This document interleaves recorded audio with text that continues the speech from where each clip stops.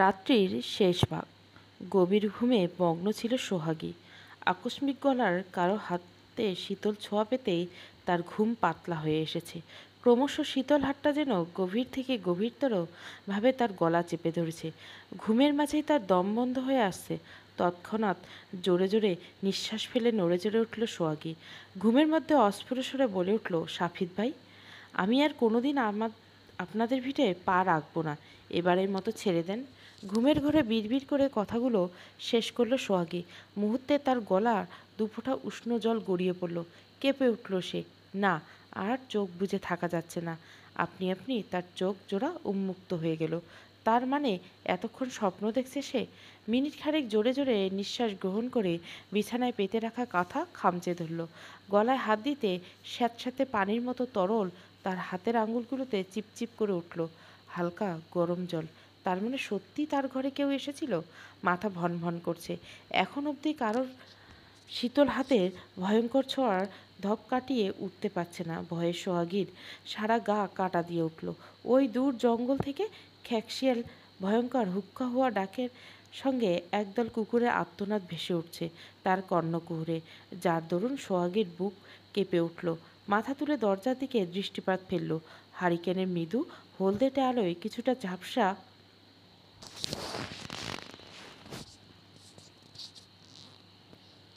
অপরিষ্কার দৃশ্যমান হলো। না, দরজা বন্ধ। তাহলে কি কেউ কি করে তার ঘরে প্রবেশ করবে? কিন্তু গলার উষ্ণ জল। তার পাশে নাক স্বল্প স্বরে নাক ডেকে ঘুমাচ্ছে তার নানি আমেনা। অতঃপর শ্বাসপাস না ভেবে নানির বাহুতে হাত রাখল সোহাগী। স্বল্প ধাক্কা দিয়ে কাঁপা কাঁপা গলে বলে উঠল, ও নানি, নানি, ওঠো না। বার পাঁচেক ডাকার পর আমেনা সাড়া পেল সোহাগীর। তিনি চোখ বন্ধ অবস্থায় ঘুমজড়িত কণ্ঠে বললেন, এই ছেমরি, ডাকিস ক্যা, কি হয়েছে? সোহাগী কাঁপা গলা বলল, না নানি, আমার মনে হয় কেউ ঘরে ঢুকেছিল। হপ ছেমরি, কেরা আইব এত রাইতে? ঘুমাতো। সত্যি নানি, কেউ এসেছিল। চুপ কইরা ঘুমাতো ছেমরি, আমারে বিরক্ত করলে তোর কাল খবর আছে। আমেনার ঝাঁঝালো গলা পেয়ে চুপসে যায় সোহাগী। ব্যথিত মন নিয়ে গায়ের কাঁথা সরিয়ে চৌকি থেকে নামলো। চৌকির নিচে এসে হারিকেনের বাতিটা এনে টেবিলের উপর রাখল। মুহূর্তের আলোর প্রখরতা স্বল্প বৃদ্ধি পেল। গ্রামের প্রায় লোকের বাড়িতে বছর পাঁচেক সাতেক যাবৎ বিদ্যুৎ থাকলেও তাদের বাড়িতে নেই। বিষয়টি যন্ত্রণাদায়ক হলেও সাদরে গ্রহণ করছে তাকে। দীর্ঘশ্বাস ফেলে পুনরায় চৌকিতে গিয়ে শুয়ে পড়ল সোহাগী। হারিকেনের নিভু নিভু অবস্থা। ক্ষণিকের মধ্যে বোধহয় তেল ফুরিয়ে যাবে। কিছুক্ষণ আগের ঘটনা স্মরণ হতে তার গলায় হাত চলে এলো আপনা আপনি। পরক্ষণে মনে হলো আজ সন্ধ্যার ঢল নেমেছে। শীতল পরিবেশ, টিনের ছিদ্র দিয়ে শোষো করে বাতাসের সাপটা সোহাগীর গায়ে এসে লাগছে। পায়ের নিচ থেকে কাঁথাটা টেনে গায়ে জড়িয়ে নিল সে। হঠাৎ খুব শীত করছে তার। ভয় কামাতে সোহাগী মনে মনে বলল, হায় রে হায়, সামান্য বৃষ্টির ফোঁটায় ভয় পেয়ে এলাম আমি। শেষ বাক্যটার দ্বারা নিজেকে প্রশ্ন করে থেমে গেল। ফির মনে মনে বলল, তাহলে বৃষ্টির জল গরম কেন? তাছাড়া বৃষ্টি তো হয়েছিল সন্ধ্যায়। সেই বৃষ্টির জল কেনই বা মধ্যরাতে টিনের ছিদ্র দিয়ে গড়িয়ে পড়বে? না না, তেমন কিছু হয়নি। যত সব দোষ ওই শাপিত ভুইয়ার। সে কেন আমার স্বপ্নে এলো? এসেই গলা চেপে ধরল। সামান্য একটা আমের জন্য ঘুমের মাঝে এত বড় শাস্তি? বাস্তবে দেখলে নিঘাত শেষ। সি সোহাগী, তুই তো এত ভীতু না? কোন দিকে যাকে সামনাসামনি না দেখলে তার কথা শুনে স্বপ্নে দেখে ফেললি?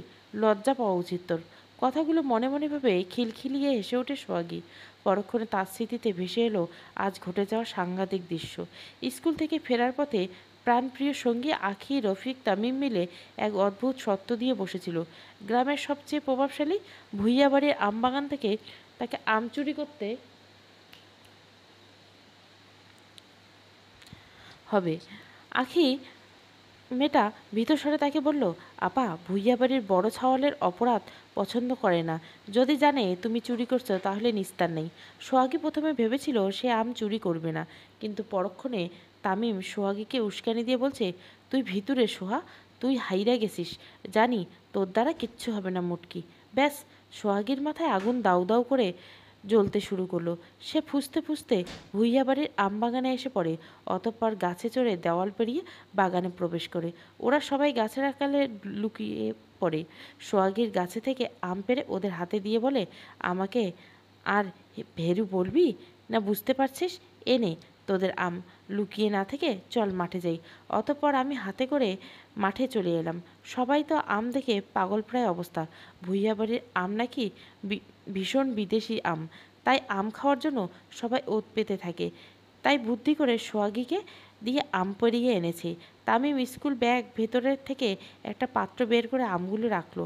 আখি আমগুলো কেটে টুকরো টুকরো করার পর ব্লেড বের করলো।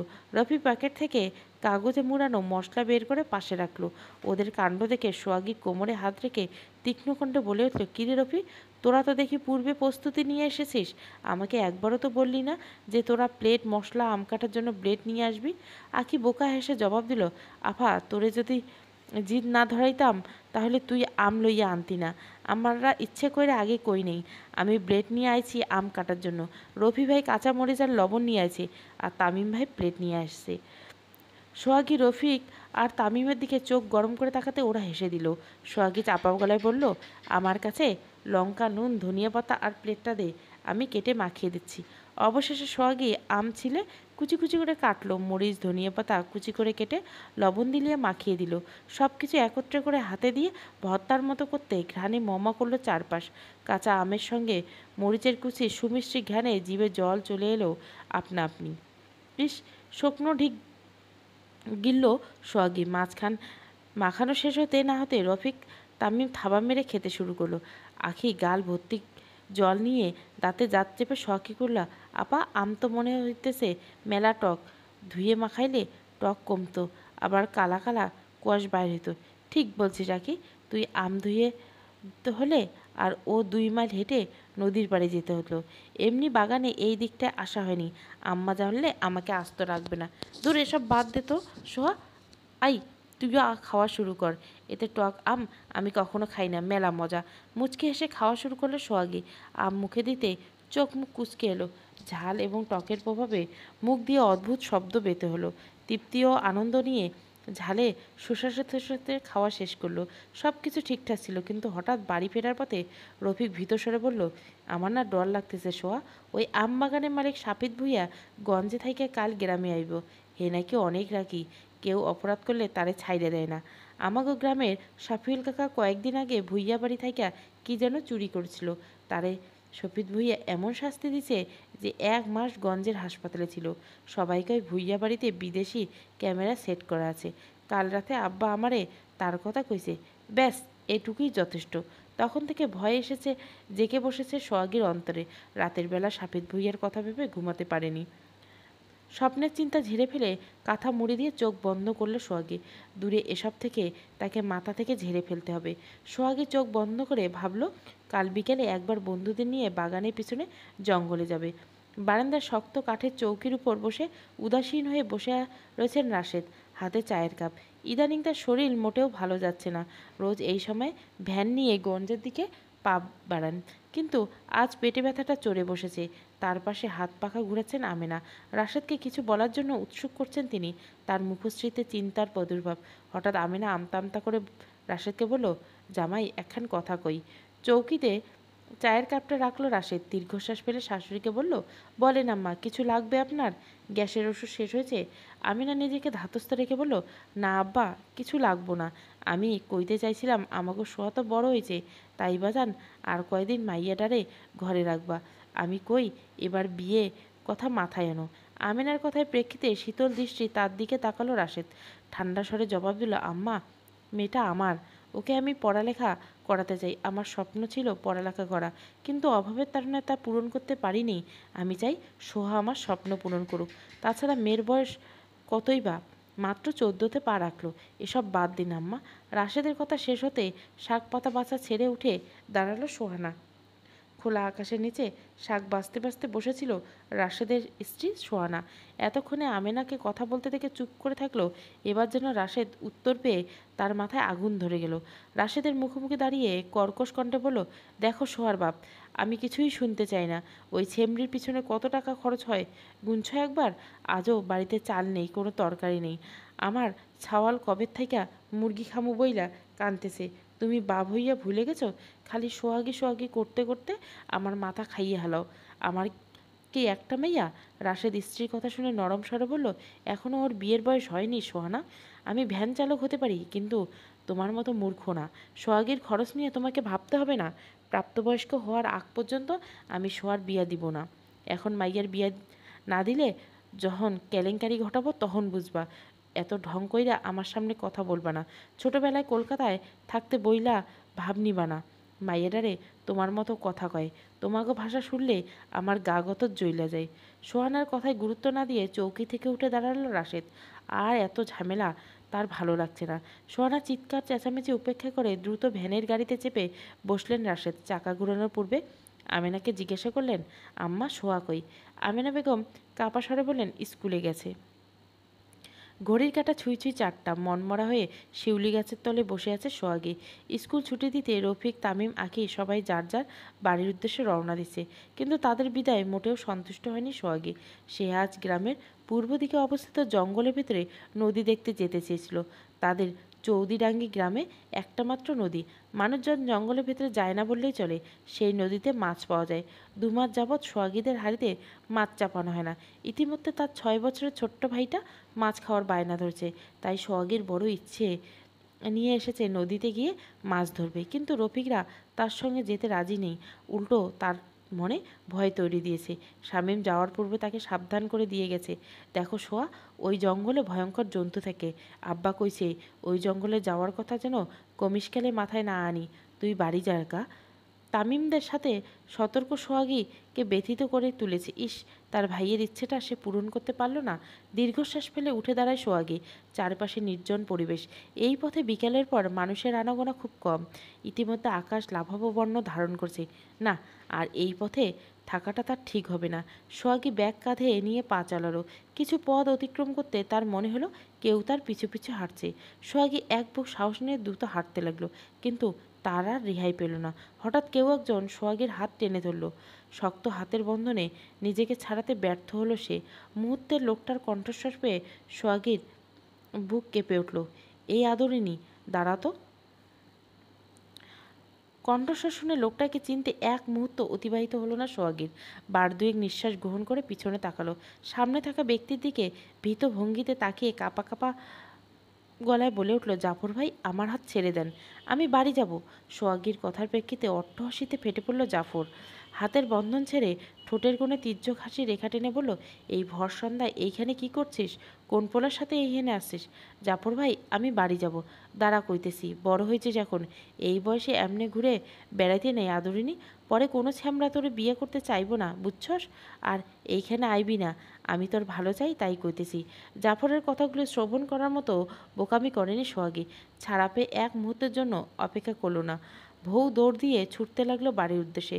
তাদের গ্রামের উত্তর দিকে জাফর মুদির দোকান। এই জাফর লোকটাকে মোটেও পছন্দ হয় না তার।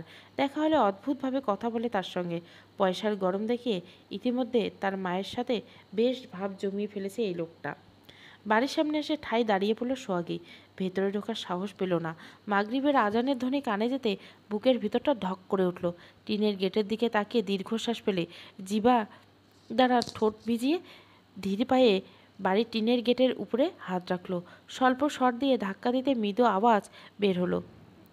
বাড়ির ভেতরে প্রবেশ করে গেট খোলা রাখা পা টিপে টিপে কলপারের উদ্দেশ্যে পা চালালো সে। কলপারে এসে ব্যাগ কাঁধে ঝুলিয়ে রাখা অবস্থায় কল চেপে হাত মুখ ধুয়ে নিল। অতঃপর কলপাত থেকে বেরিয়ে জলসিক্ত হাত মুখ মুছতে মুছতে ওড়নার আঁচল উঁচু করতে দৃশ্যমান হলো কোনো এক ছায়া মানবীকে। মুহূর্তে সোহাগীর ডান গালে কেউ একটা ঠাস করে থাপ্পড় বসিয়ে দিল। সোহাগী গালে হাত দিয়ে মাথা উঁচু করতেই দৃশ্যমান হলো অগ্নিমূর্তির ধারণকৃত মানবীকে। ঝাপসা অস্ফুটস্বর আলোতে মাকে চিনতে মোটেও অসুবিধা হলো না তার। সোহানা গরম চাহনি নিক্ষেপ করছে। অতিরিক্ত রাগলে সোহানা কাঁপতে আরম্ভ করে। এই মাইয়া, এতক্ষণ কার লগে কেলেঙ্কারি করতেছিলি? আকস্মিক সোহানার চিৎকার শুনে কেঁপে উঠল সোহাগী। তার মুখ দিয়ে টু শব্দ নির্গত হলো না। মাথা নিচু করে গালে হাত দিয়ে দাঁড়িয়ে রইল। সোহাগীর উত্তর না পেয়ে দ্বিগুণ খেপে গেল সোহানা। রাগ নিয়ন্ত্রণ করতে না পেরে আচমকা সোহাগীর চুলের মুঠি শক্ত করে চেপে ধরল। দাঁতে দাঁত চেপে শব্দ করে উঠল সোহাগী। ছোট্ট মেয়েটার যন্ত্রণা সোহানার পাষাণ হৃদয় কোমল করতে ব্যর্থ। সে শরীরে সমস্ত শক্তি দিয়ে চুল ঝাঁকিয়ে ফির কর্কশ গলা বলল, বল, কোথায় গেছিলি? সেই বিয়ান মেলায় বাহির হয়েছিস স্কুল যাওয়ার জন্য, আর বাড়ি ফিরলি এই ভর সন্ধ্যাবেলায়? বিশ্বাস করছে রি, তোরে বিশ্বাস হয় না। মইরা আমারে শান্তি দেই। সোহানার চিৎকার শুনে দ্রুত বের হয়ে এলো আমেনা। মেয়ের হিংস্রতা দেখে খানিকক্ষণ চুপ থাকলো। এই মাইয়া আমার অন্ন ফুরায় তোর হয় না? এখন মান সম্মান ধুলাই মেশাতে চাস? বল কোথায় গেছিলি? তোর জন্য তোর বাপ কত কষ্ট করে দেখছিস? লোকটা তোর জন্য অসুখ নিয়ে গঞ্জে গেছে। সোহাগী নীরবে চোখের জল ফেলতে লাগলো। আমেনা দ্রুত এসে সোহানাকে সারিয়ে সোহাগীকে আগলে ধরে বুকের সাথে নানির ছোঁয়া পেয়ে হাউমাউ করে কেঁদে ফেলল সোহাগী। আমেনা সোহাগীর মাথায় হাত রেখে বলে উঠল, কাঁদিস না সোনা, চল ঘরে চল। তোর আব্বা আইসা তোরে কাঁদতে দেখলে কষ্ট পাইব। সোহানা আমেনার মুখশ্রীতে গরম চাহনি নিক্ষেপ করে কটমাট করে বলল, আজ এই মাইয়ার পা গজাইছে তোমাকে উস্কানে পাইয়া। সত্যি বলতেছি মা, ভালোই ভালো ওরে আমার ঘাট থেকে নামাও। আমার আর এই মাইয়ারে সহ্য হয় না। আজ থেকে ওর খাবার আমি আর রাখতে পারব না। ওরে বলো যেন বাপ বুঝাই, আর পড়ালেখা করতে হইব না। পড়ালেখার নামে পোলাগো লগে ঢলাঢলি, হুদাই আমার পয়সা নষ্ট হইতেছে। কথাগুলো বলে দ্রুত ঘরের মধ্যে ঢুকে পড়ল সোহানা। শব্দ করে দৌড় দিয়ে ফেললেন। আমিনা দীর্ঘশ্বাস পেলে সোহাগীকে ঘরে নিয়ে এলেন। মেয়েটার মুখশ্রীতে জল চিকচিক করছে। আলতো করে গামছা এনে যত্ন সহকারে সোহাগের মুখ মুছিয়ে দিলেন। সোহাগের হাতটা ধরে নিয়ে চৌকিতে বসালেন। মেয়েটা নির্বাক হয়ে অশ্রু বিসর্জন দিচ্ছে। সেই সকাল থেকে সে মুখে ভাত তুলে নেই, যার দরুন তার মুখশ্রী মলিন হয়ে গেছে। আমিনা সোহাগীকে রান্নাঘরে রেখে রান্নাঘরে এলেন। রান্নাঘরের ছনের চালের সঙ্গে ঝুলন্ত হেরিকেনটা জ্বালিয়ে নিলেন। অতঃপর কাঠের তাক থেকে ধোয়া টিনের থালা বের করে মাটিতে রাখলেন। ভাতের হাঁড়ি থেকে ভাত বেড়েলেন। তরকারির কড়াই ঢাকনা উঁচু করতে আশাহত করলেন। সামান্য পরিমাণে আলুর ঝোল অবশিষ্ট রয়েছে, সোহানা রাশেদের জন্য রেখে দিয়েছে। আমেনাকে পই পই করে বলে দিছে সে যেন তরকারিতে হাত না দেয়। আমেনা কড়াইয়ের ঢাকনাটা চেপে উঠে দাঁড়ালেন। কৌটা থেকে স্বল্প লবণ বের করে থালার এক কোণে রেখে রান্নাঘর থেকে বেরিয়ে এলেন। ইতিমধ্যে চারপাশে অন্ধকার ছেয়ে গেছে। দূর দূরান্ত বাড়িঘর থেকে কিঞ্চিত আলোকরশ্মি তাদের উঠানে আলোকিত করে তুলছে, যার ফলে অন্ধকার কোনো মতে হাঁটতে পারছেন তিনি। আমিনা ঘরে ঢোকার পূর্বে ঘরের সঙ্গে গা লেগে লাগানো মরিচ গাছ থেকে একটা মরিচ ছিঁড়ে নিলেন। এই গাছটা বছর 3 পূর্বে সোহাগী নিজে হাতে বপন করেছেন। আমিনা ভাতের প্লেট নিয়ে সোহাগীর সামনে রাখলেন। মেয়েটা এক ধ্যানে জানলার দিকে দৃষ্টি নিবন্ধন করে চোখের জল ফেলছে। এই ধর সোহা, ভাত খাইয়া নেই, সারাদিন কিছু খাসনি।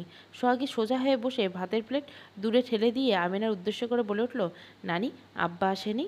সোহাগীর কথায় প্রতিউত্তরে আমিনা মলিন স্বরে বলল, না আসেনি, তুই খা, তোর বাপ মনে হয় গঞ্জে গেছে। না নানি, আমি খাবো না, তুমি ভাত নিয়ে যাও, ভালো লাগতেছে না, খিদে নেই। আমিনা সোহাগীর উত্তর পেয়ে হঠাৎ ক্রোধে ফুঁসতে লাগলো। সোহাগীর সামনে থেকে থালা সরিয়ে তীক্ষ্ণ স্বরে বলল, তোরে দরদ দেখানোই ভুল হয়েছে আমার। তুই সত্যি মানুষ হবি না। বেটা ছাগলের সাথে থাইকা তোর দেমাগ বাইরে গেছে। সোহানা ঠিকই কয়, তুই আমাকে মান সম্মান শেষ করে রাখবি। আমাগো কথা না হয় বাদে দে, বাপের কথা চিন্তা কর। বেটা গো সাথে মিশা বাদ দে। রফিকরা ছাওয়াল আর তুই মাইয়া মানুষ, এখন ওদের সাথে থাকবি না, বুঝছিস?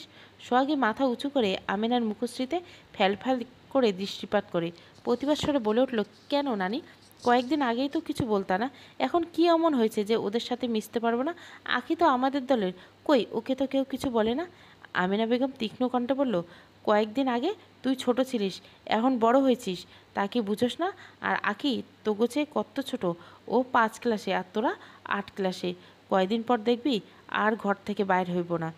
সোহাগী আহত দৃষ্টিতে আমিনার মুখশ্রীতে স্ত্রীর দৃষ্টি চেয়ে রইল। কেন নানি, ওদের সাথে মিশলে কি হবে? আমিনা মুখ ভেঙচি কেটে দৌড় খুলে সোহানার ঘরের উদ্দেশ্যে পা বাড়ালেন। যাওয়ার পূর্বে বলেন, তুই এখন গাইগতরে বড় হয়েছিস, মানসি তোরে গ্রামে ঘুরতে দেখলে কাহিনী রটাবে, মাসখানেক ধইরা সবাই গুজব ছড়াবে শুরু করছে। তোর নাদুস নুদুস দেখা কোনো মানুষ মাথা ঠিক থাকবে? আর ছেড়ি, এইটাই গ্রাম, গ্রামের আকাশ বাতাস মোটেও ভালো না কিশোরী মাইয়ার জন্য। তাছাড়া এই বয়সে মাইয়া গো বিয়া দিয়া দিয়া বিশ্বাস করা ঠিক না। তুই যে নিজে ঠিক রাখবি এর কোনো ঠিক নেই। এই বয়সে মাইয়ারা বসন্তের ডাকে নিজের মান সম্মান খুইয়া ফেলায়। ঘড়ির কাঁটার সাথে সাত গিয়ে ঠেকেছে। সূর্য পূর্বপুরী অস্ত গিয়েছে। চারপাশে ঘোলাটে অন্ধকার, ঝিঝি পোকার চিৎকার ভেসে আসছে ঝোপঝাড় থেকে। চৌধুরী ডাঙ্গি গ্রাম শুনশান নীরবতা পালন করতে শুরু করছে। কয়েকটা মুদির দোকান ব্যতীত বাকি সব সামগ্রীর দোকান বন্ধ। এই নির্জন রাস্তায় হেঁটে যাচ্ছে গ্রামের সবচেয়ে মেধাবী ছেলে, জুবায়ের মাস্টার। বছর 5 পূর্বে রোড অ্যাক্সিডেন্টে ছেলেটার ডান পায়ের অর্ধেক অংশ হারিয়ে ফেলেছে। সুঠাম দেহের অধিকারী ছেলেটার গায়ের বড্ড কালো। বুয়েট থেকে পড়ালেখা করে গ্রামের বিদ্যালয়ে চাকরি নিয়েছে। বাবা মায়ের একমাত্র সন্তান। বেশ দরিদ্র পরিবার থেকে এ পর্যন্ত এসেছে জুবায়ের। বিদ্যালয় ব্যতীত ভূঁইয়া বাড়ির দুটো মেয়েকে বাধ্য হয়ে পড়াতে হয় তাকে। বর্তমান ভূঁইয়া বাড়ির উদ্দেশ্যে হেঁটে যাচ্ছে সে। বারবার হাতঘড়ির দিকে দৃষ্টি ফেলছে। আজ বেশ দেরি হয়ে গেছে। এই পথ দিয়ে রাতে যাওয়া মোটেও সুখকর নয় তার জন্য। কিছুদিন যাবৎ গ্রামে এক নাম না জকড়া হিংস্র প্রাণীর আক্রমণ শুরু হয়েছে, যার দরুন স্বল্প ভয় হচ্ছে জুবায়েতের। বিশেষ করে এই নিয়ে ভয়ঙ্কর প্রাণীর আক্রমণ থেকে বাঁচতে পারবে না তা নিশ্চিত। ভূঁইয়া বাড়ির অন্দরমহলে প্রবেশ করতে হাঁপ ছেড়ে বাঁচল জুবায়েত মাস্টার। নিত্যদিনের মতো গেটের বাইরে থাকা দারোয়ান তাকে সালাম দিয়ে মুচকি হাসি উপহার দিলেন। জুবায়েত ড্রয়িং রুমে প্রবেশ করতে একজন বলিষ্ঠ দেহের পুরুষ তাকে সঙ্গে করে চিলেকোঠার ঘরে নিয়ে গেলেন। জুবায়ের লাঠি ভর করে ভেতরে প্রবেশ করলো। মাঝে মাঝে সে ভেবে পায় না, এত বড় অন্দরমহল, এতগুলো কক্ষ থাকা সত্ত্বেও কেন বাড়ির দুটো মেয়েকে চিলেকোঠার ছোট্ট ঘরে পড়াতে হয়। জুবায়েতের উপস্থিতি টের পেয়ে তার শিক্ষার্থী সালাম দিলেন। জুবায়েত সালামের উত্তর নিয়ে টেবিলের সামনে পেতে রাখা চেয়ারে বসে পড়ল। এক পলক শিক্ষার্থীর দিকে দৃষ্টিপাত ফেলল। মুহূর্তে জুবায়েতের বুকের ভেতর দুমড়ে মুচড়ে গেল। মেয়েটার চোখ মুখ ফ্যাকাশে বর্ণ ধারণ করছে। আজ প্রথম জুবায়ের লক্ষ্য করল তার শিক্ষার্থী প্রিয়া শাড়ি পরেছে। মেয়েটার হাতে পায়ে নানান অলংকার দ্বারা ভরপুর। বয়স সুইচু 17 হলে প্রিয়া বেশ বুদ্ধিমতী। নিঃসন্দেহে মেয়েটা ভদ্র আর অপরূপ সৌন্দর্যের অধিকারী। মনে মনে নিজেকে ধিক্কার জানিয়ে জুবায়েত নিজেকে সংযত রেখে স্বাভাবিকভাবে বলল, তা প্রিয়া, তোমার বোনকে যে দেখছি না, রিমা পড়বে না? জুবায়েতের কথা শুনে ঢোক গিলল প্রিয়া। নিজেকে ধাতস্থ রেখে ভাঙা গলায় বলে উঠল, না আপা, পড়বে না। মাস্টারমশাই, একটা কথা বলি, দয়া করে রাগ করবেন না। শেষ বাক্যটি উত্তেজিত হয়ে বলল প্রিয়া। হঠাৎ মেয়েটার সংকোচহীন আচরণ বেশ সন্দেহজনক লাগছে জুবায়েতের নিকট। একে তো সেজে গুছে পড়তে বসছে, আবার মেয়েটার চোখ জোড়া জল টলমল করছে। জুবায়েত নিজেকে নিয়ন্ত্রণ রেখে গম্ভীর কণ্ঠে বলল, কি হয়েছে বলো? প্রিয়ার চোখ থেকে দুটো ফোঁটা জল বিসর্জিত হলো। ঠোঁট কামড়ে ধরে বলে উঠল, মাস্টারমশাই, আমি কি দেখতে একটু সুন্দর না? আমাকে কি আপনার সঙ্গে বেঁধে নেওয়া যায় না? প্রিয়ার কথাগুলো শুনে বিস্ফোরণ নয়নে উঠে দাঁড়ালো জুবায়েত। চেহারা ধরে উচ্চস্বরে বলল, হোয়াট ননসেন্স! দিন দিন বেয়াদব হচ্ছ। শিক্ষকদের সাথে কিভাবে কথা বলতে হয় তা ভুলে গেছো? জুবায়েতের কথার প্রেক্ষিতে হাউমাউ করে কেঁদে দিল প্রিয়া। কান্নারত অবস্থায় বলে উঠল, মাস্টারমশাই, ওরা আমাকে জ্যান্ত মেরে ফেলবে, আমাকে বাঁচান। আপনি তো জানেন না ওরা। বাক্যটা শেষ করতে পারল না প্রিয়া। কারো পায়ের বুট জুতোর খটখট আওয়াজ পেয়ে স্তব্ধ হয়ে পড়ল। আকস্মিক জুবায়েতের দিকে দৃষ্টিপাত ফেলে অদ্ভুত কাণ্ড বসালো। What nonsense! দিন দিন বেয়াদব হচ্ছ। শিক্ষকদের সাথে কিভাবে কথা বলতে হয় তা ভুলে গেছো? হাতের উল্টো পিঠ দ্বারা চোখের জল মুছে চেয়ার ছেড়ে নিচু হয়ে বসে পালকের মধ্যে জুবায়েত পা ছুঁয়ে সালাম করে নিল। পুনরায় চেয়ারে বসে সজল চোখে মুচকি হেসে ফিসফিসিয়ে বলল, কখনো কোনো দিন বেয়াদবি করে থাকলে মাফ করে দিবেন। আজ আমাদের শেষ দেখা, আর কোনো দিন আমাদের দেখা হবে না কিনা সন্দেহ। আমার জন্য আপনার প্রার্থনা দোয়া চিরকাল উন্মুক্ত রাখবেন, এই কামনা করি। প্রিয়ার কথাগুলো শুনে জুবায়েতের বুকের মাঝে ধক করে উঠে নিমেষেই। অজানা আশঙ্কায় হৃদয় স্পন্দন ছটপট করতে শুরু করলো। জুবায়েতের শুকনো ঢোক গিলে প্রিয়ার মুখশ্রীতে দৃষ্টিপাত করলো। না, এখন আর ভয় নেই। জুতার খটখট আওয়াজ হাওয়ায় মিলে গেছে। হঠাৎ কেউ এদিকে আসছে না তো? হয়তো বা চলে গেছে। এতক্ষণে প্রিয়া বা চোখ থেকে এক ফোঁটা অশ্রু টপ করে গড়িয়ে পড়ল মাটিতে।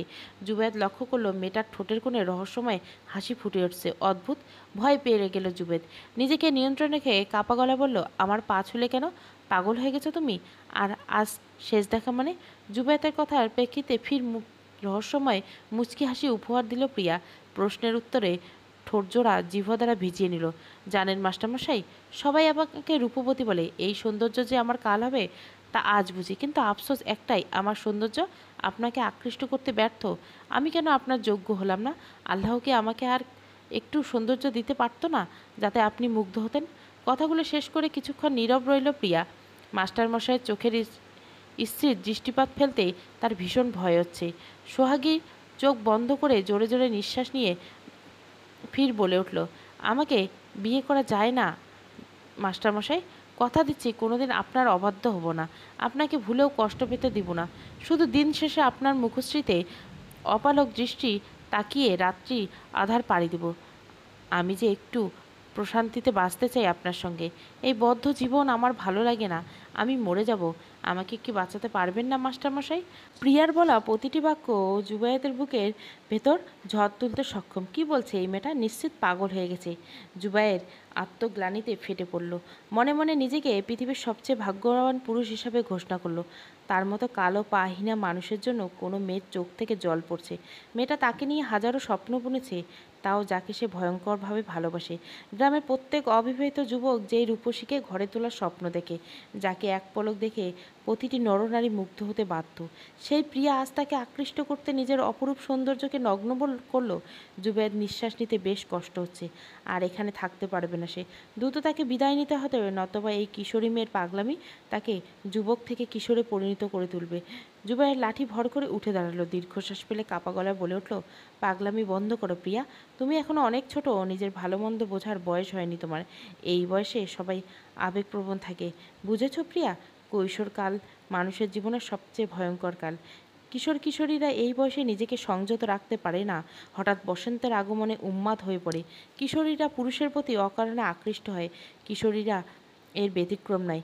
যাকে দেখে তার প্রতি মুগ্ধ হয়, কিন্তু এই মুগ্ধতা সাধারণত বেশি দিন স্থায়ী হয় না। সেই মুগ্ধতার খাতিরে যারা ভুল পদক্ষেপ গ্রহণ করে, তারা অবশ্যই সময়ের তালে তালে একসময় আফসোস করবে। ঠিক তুমি একদিন আফসোস করবে, কেন আমার মতো ব্যক্তির জন্য নিজের মূল্যবান চোখের জল ফেললে। বড় হতে হবে তোমাকে।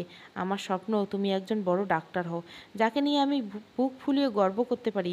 সবাইকে যেন বলতে পারি, হ্যাঁ, আমার প্রিয় ছাত্রী একজন ডক্টর। কথাগুলো শেষ করে হাঁপাতে লাগলো জুবায়েদ। ইতিমধ্যে তার শরীর কাঁপতে আরম্ভ করেছে। আর এক মুহূর্ত এখানে থাকতে পারবে না সে। জুবায়েদ তৎক্ষণাৎ প্রিয়ার চোখে মুখে দৃষ্টি নিক্ষেপ করলো, কিন্তু আশ্চর্যের বিষয় হলো প্রিয়ার মুখের দিকে তাকিতে থাকতে ব্যর্থ হলো সে। মেয়েটা নীরবে অশ্রু বিসর্জন দিচ্ছে, যার ফলে নিজেকে ধাতস্থ রাখার শক্তি পাচ্ছে না। জুবায়েদ লাঠি ভর করে এক পা বাড়ালো ঘর থেকে প্রস্থান করার উদ্দেশ্যে।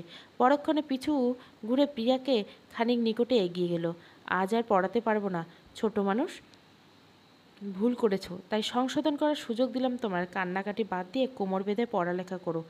আজ রিমা আসেনি, সেই সুযোগ নিলে তো। কিন্তু রিমা কেন পড়তে এলো না? আর তুমিই বা কেমন নতুন বউ সেজে রয়েছো? লাহমায় প্রিয়া জুবায়েদের চোখে দৃষ্টি নিক্ষেপ করল। পূর্বের ন্যায় রহস্যময় মুচকি হাসি উঠল। ঠোঁটের কোণে ভয়াবহ হাসি ঝুলিয়ে বলে উঠল, বেঁচে থাকলে তো পড়তে আসবে। কেঁপে উঠল জুবায়েদ। কি বলছে মেয়েটা? মাথা ঠিক আছে তো? উত্তেজিত হয়ে বলে উঠল, কি বলছো? মাথা ঠিক আছে? যা বলছি তাই সত্যি বলছি মাস্টারমশাই। স্তম্ভিত হয়ে গেছে জুবায়েদ। মিনিট খানেক চোখ জোড়া বদ্ধ করে নীরবতা পালন করলো সে।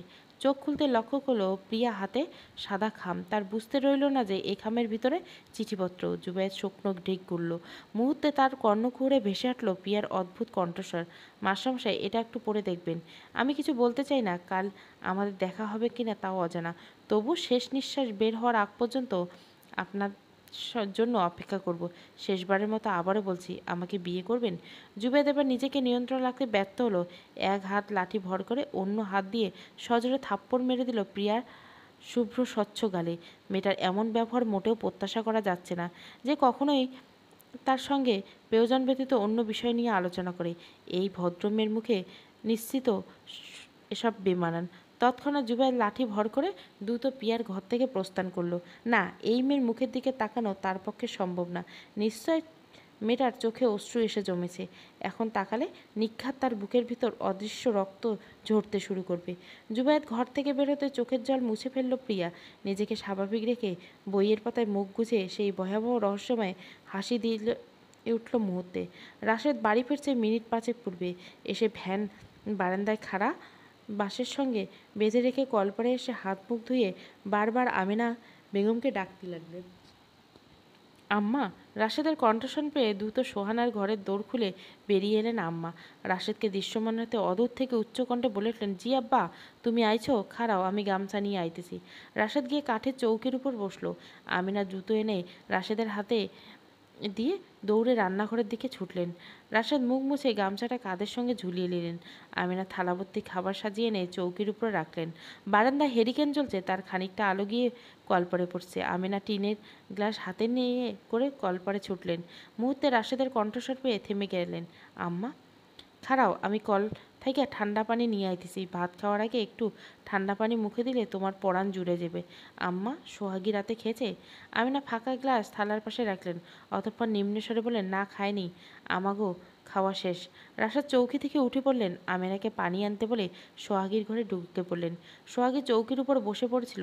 হঠাৎ দরজা চাপানোর আওয়াজ কান পেতেই বইয়ের পাতা থেকে মুখ তুললেন। বাবাকে দেখে নিমেষে তার বুকের ভিতরে প্রশান্তির হাওয়া বইল। রাশেদ খাবারের থালা হাতে করে বিছানার উপর বসলেন। রাতে খাওনি কেন আম্মাজান? রাশেদ অদূরের মাখা বাক্য শুনে ক্রন্দন নিবারণ প্রয়াস করল সোহাগী। অধরে একজোড়া কামড়ে ধরল, অতঃপর ঠোঁটজোড়া সংকুচিত করে বলে উঠল, আচ্ছা আব্বা, আমাকে বিয়ে দিলে কি তোমার কষ্ট কমে যাবে? আমার খরচ চালাতে তোমার তো অনেক কষ্ট করো।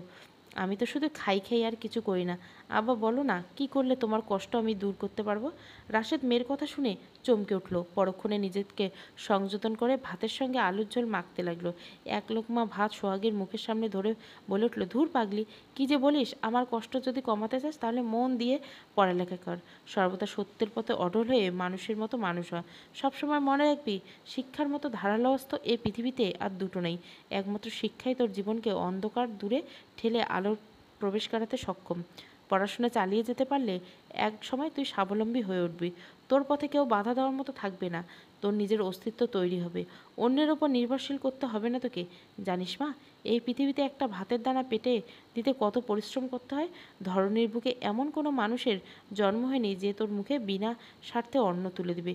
কেউ নেই যে তোকে কিনা শান্তিতে বাঁচার পথ তৈরি করে দেবে। কিন্তু একমাত্র শিক্ষাই তোকে মুক্তি দিবে, শান্তিতে বাঁচতে দিবে। প্রতিটি মানুষের জীবনে শিক্ষার কোনো বিকল্প নেই।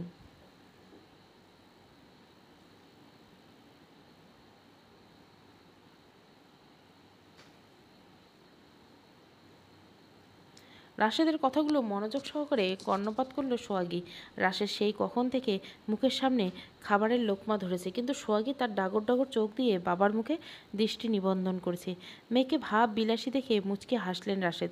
দীর্ঘশ্বাস ফেলে আকস্মিক রাশেদ উৎসচ্ছরে বলে উঠলেন, তা আম্মা যান, হা করবেন না, আমার হাতে ব্যথা করতেছে। বাবার কথার প্রেক্ষিতে সোহাগী বাস্তব ফিরে আসলেন। তৎক্ষণাৎ হা করে ভাত আর আলুর ঝোল ধলা মুখে পুরে নিলেন। ভাত না চিবিয়ে দ্রুত গিলে ফেলেন। অতঃপর ঠোঁটজোড়া সংকুচিত করে মলিন কণ্ঠে বলেন, আব্বা, তাহলে আম্মা আমাকে পড়াতে চায় না কেন? আমি তো পড়তে চাই। রাশেদ আর এক লোকমা ভাত সোহাগীর মুখের সামনে ধরলেন। ঠোঁটের কোণে হাসি রেখে স্পষ্ট করে বললেন, তোমার আম্মা তো গ্রামের সহজ সরল মহিলা। সে মনে করে মেয়েদের যত তাড়াতাড়ি সম্ভব বিয়ে দিয়ে দিলে মুক্তি পাওয়া যায়। সে যদি শিক্ষার মূল্য বুঝতো তাহলে কোনোদিন তোকে বিয়ে দেওয়ার স্বপ্ন দেখতো না।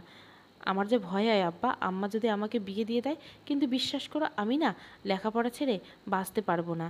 বইগুলোর দিকে তাকালে আমার কষ্ট দূর হয়ে যায়। কিন্তু আম্মা অভিমান যে আমার সহ্য হয় না। বুক ফেটে কান্না পায়। মনে হয় আমি বিয়ে করলে যদি আম্মা খুশি হতো, আমার সঙ্গে প্রাণ খুলে কথা বলতো, রাতের আধারে আমাকে জড়িয়ে ধরে ঘুম পাড়িয়ে দিত, সময়ে অসময়ে আমার মুখশ্রী চুমুতে ভরিয়ে দিত, তার মিষ্টি আদর যে আমার নামে উৎসর্গ করতো, বিশ্বাস করো আমি তাহলে তাই করব। কিন্তু নানি যে বলে বিয়ে করলে মেয়েদের বাপের বাড়িতে ঠাঁই নেই, আমাকে নাকি পড়ালেখা ছেড়ে দিয়ে সংসার করতে হয়। ভয় হয় আব্বা, আমাকে তুমি বিয়ে দিবে না তো? সোহাগীর বলা প্রত্যেকটা বাক্যে রাশেদের বুকে ঝড় তুলে দিল। আচ্ছা, কেন সোহানা সোহাগীকে ভালোবাসে না? কেন একটু আদর করে বুকে আগলে রাখে না? এই ছোট্ট মেয়েটার কোমল পদ্ম ফুলের মতো হৃদয়কে কেন বারবার আঘাত ক্ষতবিক্ষত করে? রাশেদ মনে মনে নিজেকে প্রশ্ন করে উত্তর খোঁজার প্রয়াস চালায়, কিন্তু ফলাফল শূন্য। যার দরুন রাশেদের বুক চিরে দীর্ঘশ্বাস বেরিয়ে এসে জিহ্বার দ্বারা ঠোঁট ভিজিয়ে সোহাগীর কথা প্রত্যুত্তর বলে ওঠে, না রে মা, তোকে আমি বিয়ে দেব না যতদিন না তুই প্রাপ্তি হবি। আমার বিয়ে দেওয়ার অর্থ আমার স্বপ্ন বিসর্জন দেওয়া। তুই শুধু মনোযোগ দিয়ে সহকারে লেখাপড়া কর, আমার কষ্টের মূল্য দে। তোকে অনেক বড় হতে হবে, অনেক বড়। তোর মায়ের তিক্ত ব্যবহার আশীর্বাদ ভেবে সবসময় আনন্দিত হবি। মনে রাখবি, শিক্ষা অর্জন হলে প্রতিটি মানুষকে নানান প্রতিকূলতার শিকার হতে হয়। পৃথিবীতে যতগুলি সফল ব্যক্তি হয়েছে তাদের সম্বন্ধে খোঁজ নিয়ে দেখ, তারা ঘুট ঘুট অন্ধকারে পাড়ি দিয়ে সফলতা শীর্ষে পেরিয়েছে। মাথার ঘাম পায়ে ফেলে অন্যায়, অত্যাচার, নিপীড়ন সহ্য করে দীর্ঘ পথ অতিক্রম করেছে। জীবন কষ্ট ব্যতীত মানুষ উন্নতি লাভ করতে পারে না, কিন্তু সেই কষ্ট সহ্য না পেরে পড়াশোনা ছেড়ে দেওয়া বোকামি বই কি অন্য কিছু নয়। তুই ওসব বোকা মানুষের মতো কখনোই করবি না আশা করি। জীবনে হাজার বেদনা শিকার হোস না কেন, তোর এই অশিক্ষিত বাপের কথা মনে করে পড়া চালিয়ে যাবি।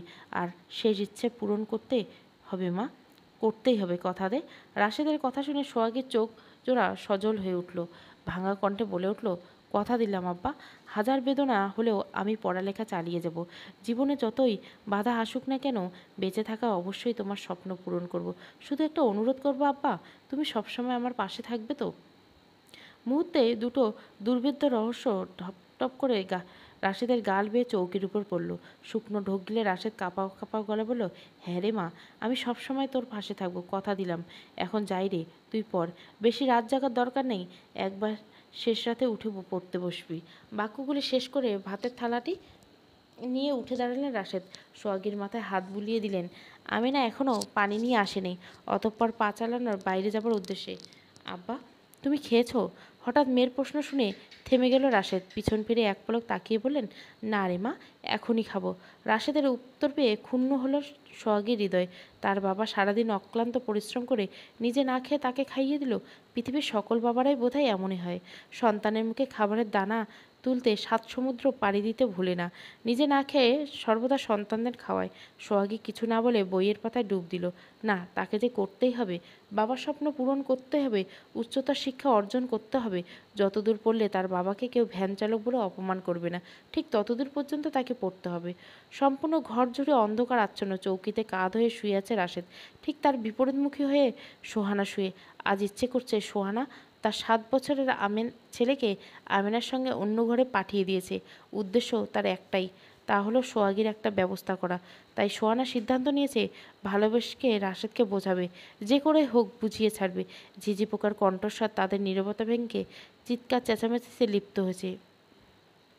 শুধু তাদের কারোর মুখে কোনো কথা নেই, দুজন একে অপরে মুখ ঘুরিয়ে রেখেছে।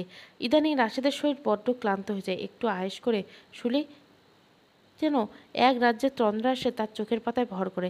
যথারীতি আজও রাশেদের চোখ জোড়া লেগে এসেছে, কিন্তু পক্ষান্তরে সোহানা আকুপাকু করছে রাশেদের সঙ্গে কথা বলার জন্য। হঠাৎ নীরবতা ভেঙে সোহানা ফিসফিসিয়ে বলে উঠল, এই সোহার আব্বা, ঘুমাইছো? রাশেদ সোহানার কণ্ঠস্বর পেয়ে চোখ জোড়া উন্মুক্ত রাখার প্রয়াস চালানো। ঘুম ঘুম কণ্ঠে বলে উঠল, না ঘুমাইনি, কিছু বলবে? রাশেদের প্রশ্ন শুনে সোহানার ঠোঁটের কোণে হাসির রেখা ফুটল। তিনি বিধা দিতে বললেন, জানো আজ কি শুনছি রাহাবাবির কাছ থেকে? প্রতিবেশী রাহাবাবির সম্বন্ধে কথা শুনে খানিক বিরক্ত হলেন রাশেদ। অবশ্য নিজেকে সংযত রেখে বললেন, কি কি বলছে? সোহানা একটা শুকনো ঢুক গেলে ভীত কণ্ঠে বলে উঠলেন, ভাবি চাচাতো বোনের মাইয়ারে 4 দিন ধইরা খুঁজে পাওয়া যাইতেছে না। মাইয়া নাকি সপ্তাহখানেক আগে পাশের গ্রামে এক পোলার লগে কেলেঙ্কারি ঘটেছিল। মাইয়াটার বেশি বয়স না কইলাম, আমাগো সোহার বয়সের নাকি। ওই নাকি বেলা উড়নচণ্ডী মাইয়া ছিল। ওই গ্রামে থেকে ওই গ্রাম হুগলে ওরে চিনত। রাশেদ সোহানার কথাগুলো মনোযোগ সহকারে শুনলেন।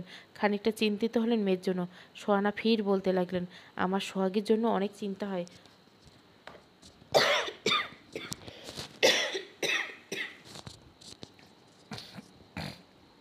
এখন ওর বয়সটা ভালো না, ওর এখন ভালো মন্দ বোঝার বয়স হয়নি, তাই কোনো সময় কোনো অন্যায় ঘটায় ফেলায় তা বলা যায় না। তুমি একটু ভাইবা দেখো, গ্রামের অবস্থা ভালো না। যত তাড়াতাড়ি সম্ভব মাইয়াটার বিয়ে দেওয়া পারুম, আমি শান্তিতে ঘুমাইতে পারুম। তুমি আমারে বোঝার চেষ্টা করো। রাশেদ মুচকি এসে আকস্মিক নিম্নকণ্ঠে বলে, তুমি তো বললে আমার মেয়ে ছোট মানুষ, ভালো মন্দ বোঝার বয়স হয়নি, তাহলে এই বয়সে কিভাবে মেয়েটা সংসার করবে? আর তাছাড়া কতবার বলছি তোমাকে আমি সোহাকে পড়ালেখা করাতে চাই। প্রথমে খানিকটা চমকে উঠলেন সোহানা। তাকে যে করে হোক ক্রোধ নিয়ন্ত্রণ রাখতে হবে। বার দুয়েক দীর্ঘশ্বাস ফেলে সোহানা তপ্ত কণ্ঠে বলে উঠলেন, তোমাকে কে বলল যে বিয়া দিলে মাইয়া পড়াই পারবো না? সোহা তো আমার মাইয়া, আমি চাই ও পড়ুক, কিন্তু তাই বলে আবিত্ততা অবস্থায় না। আমি এমন জামাই খুঁজুম যে ওরে বিয়ের পর পড়াইব। এখন ভাইবে দেখো, এতে মাইয়া দিয়ে ভয় নেই। কথাগুলো বলে কিছুটা থামলেন সোহানা, অতঃপর পুনরায় বলে উঠলেন, ওর লগে পরে একখান মাইয়া কয়দিন আগে কি অঘটন ঘটাইল তোমার মনে নেই? অবিহিত অবস্থায় 3 মাসের পোয়াতি ছিল, পরে তো বাচ্চার বাপরে খুঁজে পাওয়াই যায়নি। আমার এসব মনে করলে আমার কলিজা কাঁপে ওঠে। তাই কইতেছি, সময় থাকতে মাইয়ার বিয়ে দাও। এটা তোমার শহর না, এটা গ্রাম। এইখানে মাইয়া ঘরে আটকে রাখা মুশকিল। আমাকে মতো গরিব মানুষের ঘরে কিশোরী মাইয়া ঘরের আতঙ্ক বই কি অন্য কিছু না। অবশেষে কথাগুলির প্রেক্ষিতে সোহানার দিকে ফিরে শুলেন রাশেদ। তার বুকের ভিতর অজানা আতঙ্ক জেগে বসেছে। সোহানা কথাগুলো তো মিথ্যে বললে চলবে না। শহর আর গ্রাম মোটেও এক না। শহরের মানুষগুলো হচ্ছে গোয়াল ঘরে বাঁধা গরুর ন্যায় বন্দি, আর গ্রামের মানুষগুলো হচ্ছে ক্ষেতের মধ্যে বাঁধনহীন গরুর ন্যায় মুক্ত। মেয়েটার জন্য রাশেদের ভীষণ ভয় হয়। সোহানার কথায় যুক্তি আছে। সোহানার দিকে তাকিয়ে বার কয়েক দীর্ঘশ্বাস ফেলল। সে তো মেয়েকে কথা দিয়েছে ওকে পড়াবে। না, এখন বিয়ে দিবে না মানে দিবেই না। অতঃপর নিজের সিদ্ধান্ত অটল থাকার প্রতিজ্ঞা করলো। সোহানাকে উদ্দেশ্য করে বলল, মেয়েকে নিয়ে আমারও চিন্তা হয়, কিন্তু আমি ওকে এত কম বয়সে কখনোই বিয়ে দিব না। সবসময় আগলে রাখবো। তুমি চিন্তা করো না, আমার মেয়ে ওইসব মেয়েদের মতো না। চুপসে গেল সোহানা। দাঁতে দাঁত চেপে ফুঁসতে আরম্ভ করলেন। বারান্দায় বসে এক ধ্যানে আকাশপানে তাকিয়ে রাখছে জুবায়ের। রাত প্রায় গভীর থেকে গভীরতম ক্রমশ। এত রাত তবুও তার চোখে ঘুমের ছিটেফোঁটাও নেই। ভুইয়া বাড়ি থেকে পিয়াকে বেদনা উপহার দিয়েছে। বিদায় জানিয়ে এসেছে ঘণ্টা চারেক পূর্বে। মেয়েটা তার নিদ্রা হারাম করে। কি বলল মেয়েটা? তার বোন রিমা নাকি বেঁচে নেই। তাছাড়া প্রিয়া কেন বলল আজ ওদের শেষ দেখা? এরপর তাদের দেখা হবে কি সন্দেহ? আচ্ছা, মেয়েটা হঠাৎ অমন আচরণ করলো কেন? সব কিছু রহস্য ঠেকছে জুবায়েতের নিকট। ভয় হচ্ছে মেয়েটাকে নিয়ে। সে প্রিয়ার আবেগ হতে পারে না, কিন্তু সে তো জানেই প্রিয়া তার আবেগ নয়। প্রথম যেদিন সে ওই বাচ্চা মেয়েটিকে দেখেছিল, সেদিন বুকের ভিতর দুমড়ে মুচড়ে উঠেছিল। একটা সময় মেয়ের আচার ব্যবহার তাকে মুগ্ধ করে তুলছে, যার দরুন ধীরে ধীরে অনুভূতিগুলো এসে দলা পাকিয়ে যাচ্ছে তার হৃদয় গহীনে। কিন্তু সে কখনো প্রাধান্য দেয়নি, নিজেকে সর্বদা সংযত রেখেছে। কিন্তু আজ মেয়েটা এমনভাবে প্রত্যাশা করেনি জুবায়ের। অস্থির লাগছে সুখ। বাড়ি আসার পর তার মাথায় প্রচণ্ড ব্যথা পাচ্ছে। এসে কিছু খেতে পারেনি। তার মা সালেহা ছেলের এই পরিস্থিতি দেখে নিজেও ঘুমোতে পারছে না। বারান্দায় বারবার এসে ঘুরে যাচ্ছে। ঝিঝি পোকা চিৎকার ভেসে আসছে জুবায়ের কর্ণকুহরে। কিন্তু ভাববিলাসী হয়ে চৌকির উপর নতজানু হয়ে বসে আছে। তার চোখ জোড়া সজল হয়ে উঠেছে ইতিমধ্যে। হঠাৎ কাঁধের উপর কারো হাতের স্পর্শ পেয়ে শুকনো ঢোক গেল। চোখের জল তড়িঘড়ি করে মুছে নিলেন। সে এখন ভালো করে জানেন কে এসেছে তার কাছে। নিজেকে সংযত রেখে ভাঙা কলে বলেন, এখানে আসছো কেন আম্মা? তোমাকে না বলেছি ঘুমিয়ে পড়তে? তোমার শরীর তো এমনিই ভালো না। যাও ঘুমিয়ে পড়ো। সেলের উত্তর পেয়ে নিরাশ হলেন সালিয়া। জুবায়ের প্রত্যুত্তরে নরম গলায় বলে উঠলেন, কি হয়েছে বাজান? আমারে বল। তোর কষ্ট যে আমার সহ্য হইতেছে না, বুঝিস না কেন? না আম্মা, কিচ্ছু হয়নি, তুমি অযথা চিন্তা করতো। সালিয়া ছলছল নয়নে জুবায়েতের দিকে দৃষ্টিপাত ফেলেন। ছেলের চোখের জল গোয়াল ঘর থেকে লাইটের আলো এসে জুবায়েতের মুখের উপর পড়ছে, যার জন্য ছেলের পরিস্থিতি বুঝতে বাকি রইল না। সালিয়ার ভেতরটা ধক করে উঠল। আচমকা শক্ত কর্ণে বলে উঠল, তুই যদি আমারে না বলিস তাহলে আমার মরা মুখ দেখবি। কোয়া কী হয়েছে? জুবায়েত আর এক মুহূর্ত নষ্ট করলো না। দ্রুত মায়ের কোলে মুখ শুয়ে পড়ল। না, সে আর পাচ্ছে না বুকের ভিতর পাথর চেপে রাখতে। হৃদয় চিরে ক্রন্দন বেরিয়ে আসছে। নিজেকে নিয়ন্ত্রণ করে রাখতে একদম পারছে না। তাই নিজেকে সংযত রাখতে মায়ের কাছে ক্রন্দন কণ্ঠে বলে উঠল, মাগো, আমি যে বামুন হয়ে চাঁদে হাত দেওয়ার চেষ্টা করছি, আমি তো জানি আমি কখনোই চাঁদ ধরতে পারবো না। তাও অযথা কেন স্বপ্ন দেখছি বলো না মা?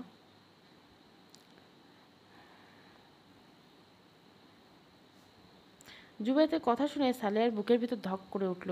শুকনো ঢোক গিললেন তিনি। আনমনে ছেলের মাথায় হাত চিয়ে দিতে বলতে কাঁপা কাঁপা করে বললেন, তুই কোন চাঁদে হাত দেবার কথা চেষ্টা করছিস?